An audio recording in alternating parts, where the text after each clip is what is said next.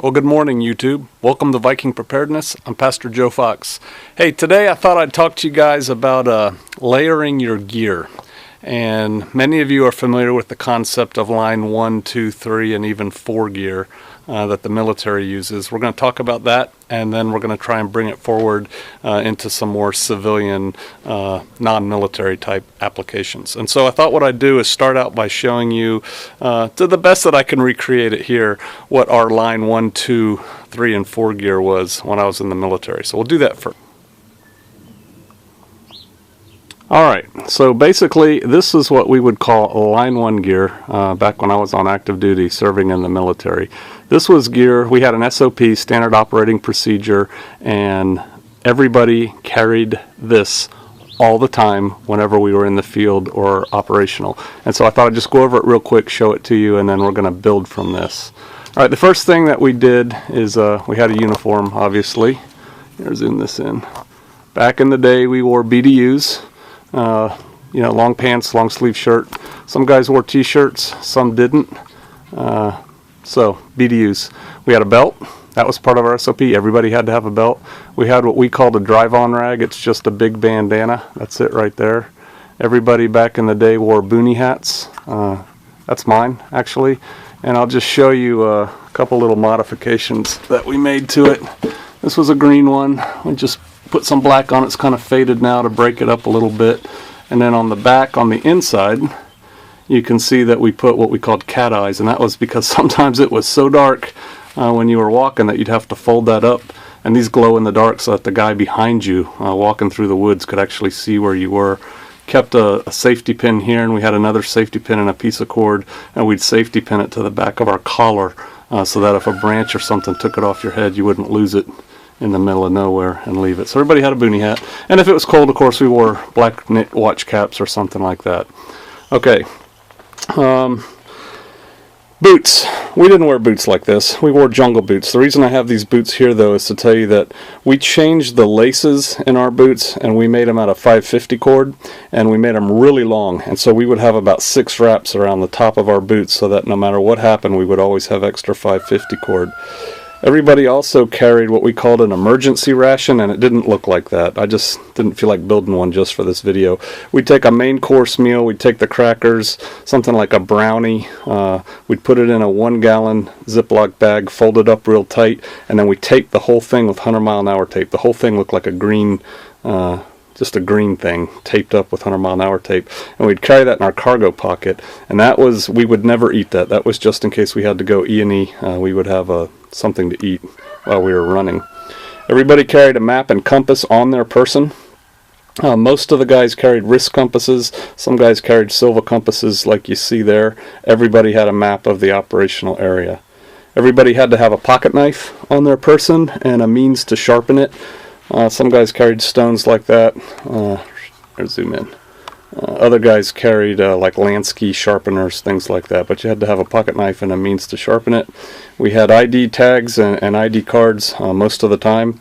We had 2 means of starting fire. There's one. That's a magnesium block with a ferrocerium rod right there. And we also carried lighters, which I don't have laying out here. I've got one in my pocket. This right here is a signal cloth. Everybody carried one of those. It opens up pretty big, actually, probably about 3 by 4 feet, and that was for emergency signaling if we got into trouble. Everyone had to carry a flashlight on them. Most people carried mini mag lights, and quite frankly, the one I carried back in the day was black, but this is the one I have now.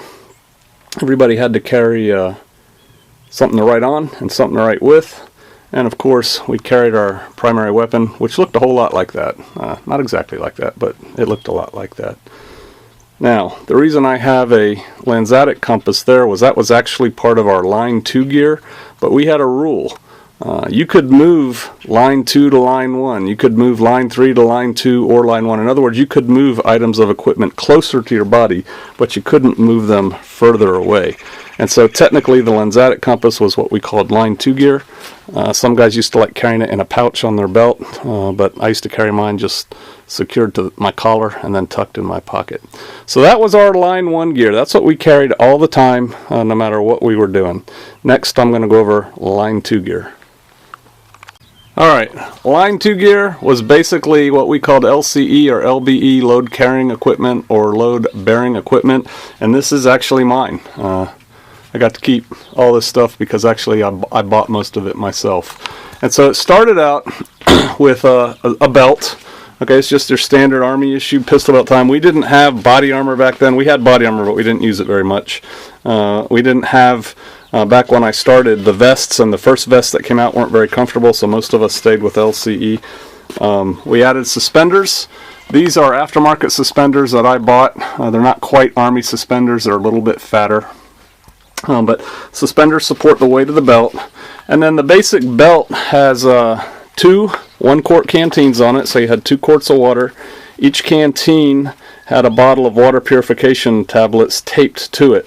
They build these little pockets right here on canteen covers that are supposed to be to store your water purification tablets. The problem is they always fall out when you're in the woods at 2 o'clock in the morning, and so you can't keep them. So we would just tape ours right here, and that was fine. That way you always had it with the water container. We used to carry 4 magazine pouches of ammo. These are empty, that's why they're facing up. When they were full, we'd face them down like that, and they had pull tabs on them, so you could pull it out if you had a glove on your hand. But this is just a way by SOP we could tell, alright, they're empty. So we had 4 of these on our belt. Everybody had a sheath knife. It had to be at least 6 inches long. This one's a, I think they call it a SOG Tech Bowie. That's the one I actually carried. There's probably better knives now. There's certainly better sheaths. This is a leather sheath, and when it got wet, it stayed wet.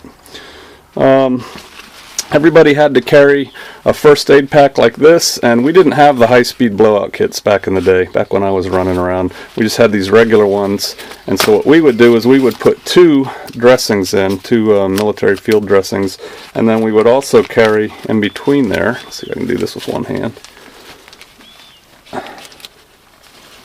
a signal mirror, and that just protected it, and that was for additional signaling if we needed to do that. It was also, quite frankly, for putting on camouflage, shaving when we felt like it, things like that. You get something in your eye, you have a mirror. Alright, so there's 4 ammo pouches, 2 canteens. We had a canteen cup, that's in here, in this one. Everybody carried a strobe light, and they had an IR filter on it so we could signal, and if people didn't have night vision, they couldn't see what we were doing. Some guys would elect to carry their sheath knife on their belt, on their pants belt. Like I said, you could always move things closer to your body. You couldn't make it go further away.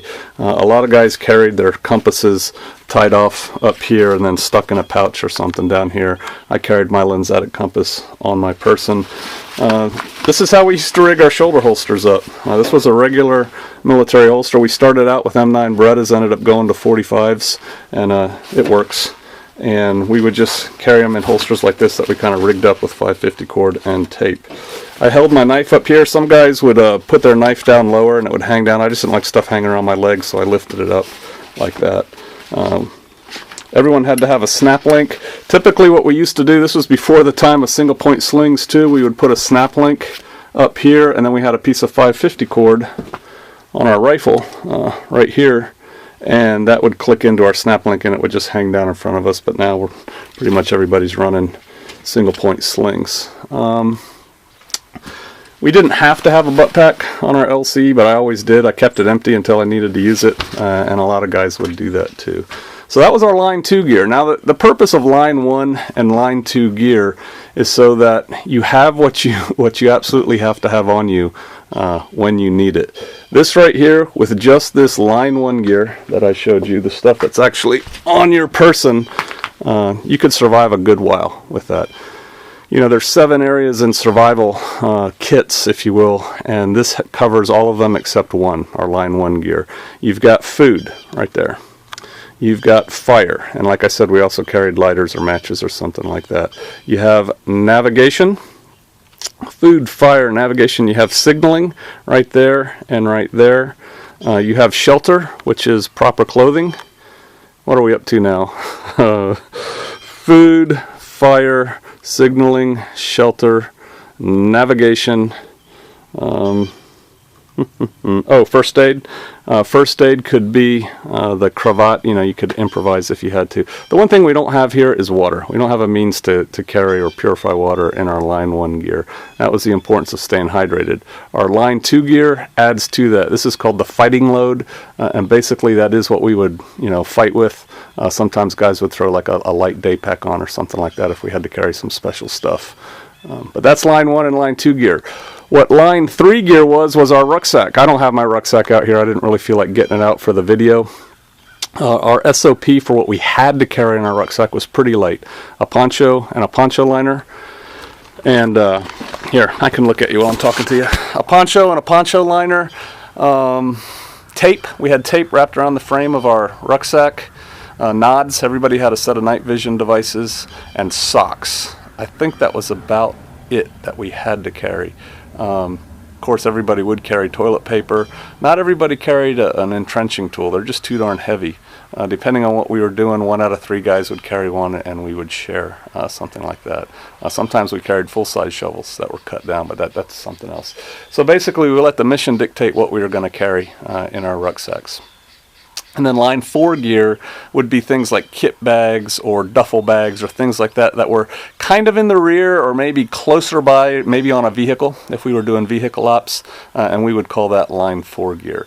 The next thing we're going to look at is how does that apply to you with your bug out bag, bug out equipment, and stuff like that. All right, I'll see you in a little bit.